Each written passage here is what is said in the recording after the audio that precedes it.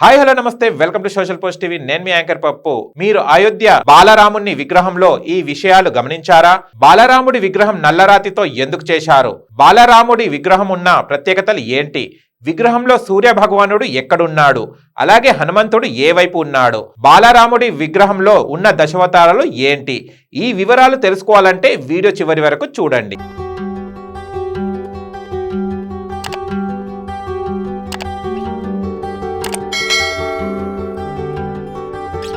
అయోధ్య రామ మందిరంలో ప్రతిష్ఠించిన బాలరామయ్య రూపం భక్తులను తన్మయానికి గురి చేస్తుంది. 5 ఏళ్ల వయసులో ఉన్న రాముడి నిలువెత్తు రూపమే ఈ బాలరాముని విగ్రహం.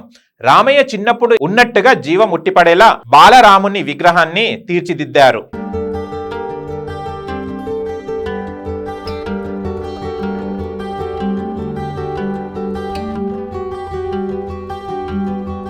నిల్చున్న రూపంలో ఈ విగ్రహాన్ని రూపొందించారు. ఇక ఈ విగ్రహంలో ఎన్నో ప్రత్యేకతలు ఉన్నాయి. నల్లని పద్మపీఠంపై కొలువైన ఉన్న 5 ఏళ్ల బాలరామయ్య విగ్రహంలో భక్తులు ఎంతో అబ్బురపరుస్తుంది. బాలరాముని విగ్రహంలో కుడి చేతిలో బంగారం ధనుస్సు, ఎడమ చేతిలో బంగారం బాణం పట్టుకొని దర్శనమిస్తున్నాడు.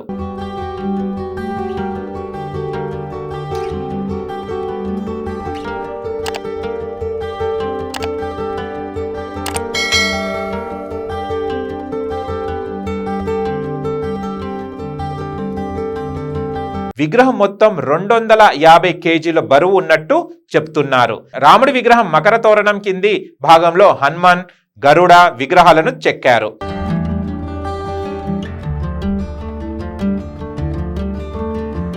రాముడి విగ్రహానికి ఇరువైపులా మత్స్య, కుర్మ, వరాహ, నరసింహ, వామన కమలం, పరశురామ, రామ, కృష్ణ, బుద్ధ, కల్కి దశావతారాల విగ్రహాలను తీర్చిదిద్దారు.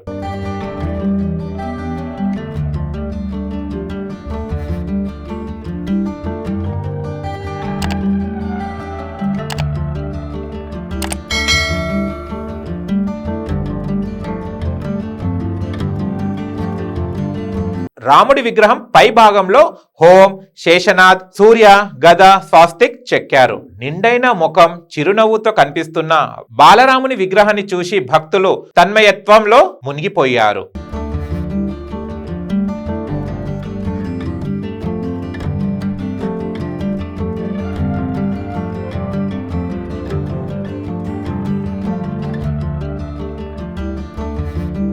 చూశారు కదా ఫ్రెండ్స్, మీకు గనక మా వీడియో నచ్చిన లైక్ చేయండి, షేర్ చేయండి, కామెంట్ చేయండి, సబ్స్క్రైబ్ చేయండి ఛానల్. అక్కడ గంట సినిమాలో టంగున కొట్టండి. నేను మీ యాంకర్ పప్పు. Bye bye.